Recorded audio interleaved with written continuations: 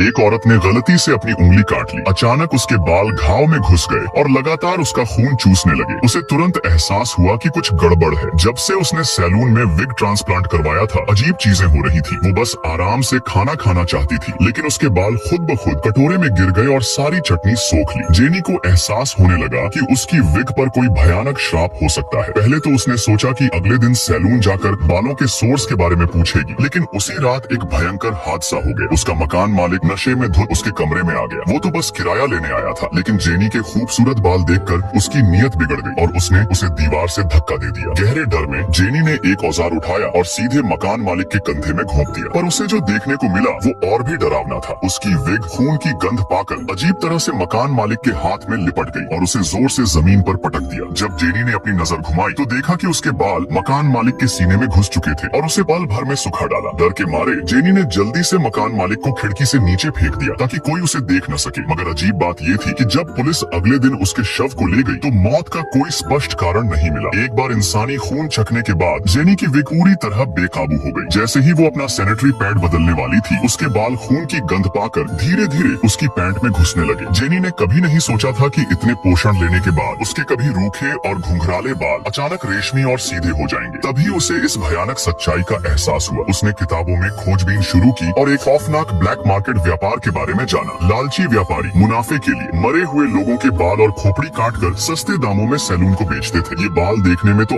आम बालों जैसे लगते थे, लेकिन जैसे ही इन्हें किसी नए इंसान पर ट्रांसप्लांट किया जाता, अजीब घटनाएं शुरू हो जाती। जेनी को जो विग मिली थी वो भी ऐसे ही किसी मरे हुए इंसान के बालों से बनी थी। अब डरने का वक्त नहीं था। उसी रात उसे अपने बॉयफ्रेंड के साथ एक बॉल में जाना था। जब उसके बॉयफ्रेंड ने जेनी के लंबे काले चमकते बाल देखे तो उसे लगा कि जेनी पहले से कहीं ज्यादा आकर्षक लग रही है। बॉल के बाद बिना देर किए वो उसे सीधा एक होटल ले गया। उसी रात जब दोनों आराम कर रहे थे, जेनी के बाल फिर से बेकाबू होकर बढ़ने लगे और एक झटके में उसके बॉयफ्रेंड का पूरा खून चूस लिया। उसे सुखाकर एक सूखा हुआ शव बना दिया। अपने बॉयफ्रेंड की भयानक हालत देखकर जेनी दहशत में आ गई। उसने जल्दी से कपड़े पहने और होटल से बाहर निकल गई। पहले तो उसने सोचा कि पुलिस को फोन करे, लेकिन फिर उसे एहसास हुआ कि अगर उसने ऐसा किया तो उसे गिरफ्तार कर लिया जाएगा। इसीलिए आखिरी उम्मीद के तौर पर वो उसी सैलून वापस चली गई। उसे उम्मीद थी कि हेयर ड्रेसर किसी तरह इस विग को हटा देगा, ये सोचकर कि अगर ये विग हट गई तो ये अजीब घटनाएं भी रुक जाएंगी। औरत अपने कपड़े उतारने ही वाली थी जब उसने दीवार पर लगे साउंड एक्टिवेटेड लाइट को लगातार चमकते देखा। उसने अपना फोन उठाया ये देखने के लिए कि क्या हो रहा है। उसे जरा भी अंदाजा नहीं था कि एक आदमी ठीक उसके पीछे खड़ा है। आदमी धीरे धीरे पीछे हटा और एक कुल्हाड़ी उठा ली। उसी वक्त औरत को कुछ गड़बड़ लगने लगा। उसने टेबल पर रखे साउंड एक्टिवेटेड खिलौने की तरफ देखा। वो तेजी से हिल रहा था। जैसे ही उसने पलट कर देखा, एक कुल्हाड़ी उसकी तरफ झपट पड़ी। वो डर के मारे जम गई, लेकिन किस्मत से कुल्हाड़ी फंस गई। मौके का फायदा उठाते हुए वो उछली और एक कमरे में भागी दरवाजा जोर से बंद कर दिया। उसने दरवाजे के सामने एक टेबल खींचकर उसे जितना हो सके उतना कसकर अड्डा दिया। घबराई हुई वो एक कोने में दुबक गई। टेबल पर लगे साउंड सेंसर को चमकते हुए देखती रही। कांपते हाथों से उसने अपना फोन उठाया, लेकिन एक गूंगी बहरी लड़की मदद के लिए फोन कैसे कर सकती थी। अचानक उसकी नजर खिड़की की तरफ गई। उसने खिड़की खोली, लेकिन नीचे देखकर उसका दिल दहल गया। जमीन बहुत नीचे थी। तभी टेबल पर लगा साउंड सेंसर चमकना बंद हो गया। वो धीरे धीरे दरवाजे की तरफ बढ़ी। कान लगाकर सुनने की कोशिश करने लगी कि आदमी गया या नहीं, लेकिन अगले ही पल दरवाजा टुकड़े टुकड़े हो गया। आदमी जबरदस्ती अंदर घुस रहा था। सोचने का वक्त नहीं था। वो खिड़की पर चढ़ी और कूद गई, लेकिन आदमी ने झपट कर उसके बाल पकड़ लिए। उसने पूरी ताकत से छूटने की कोशिश की। अपनी नाखून उसकी बाह में गड़ा दी।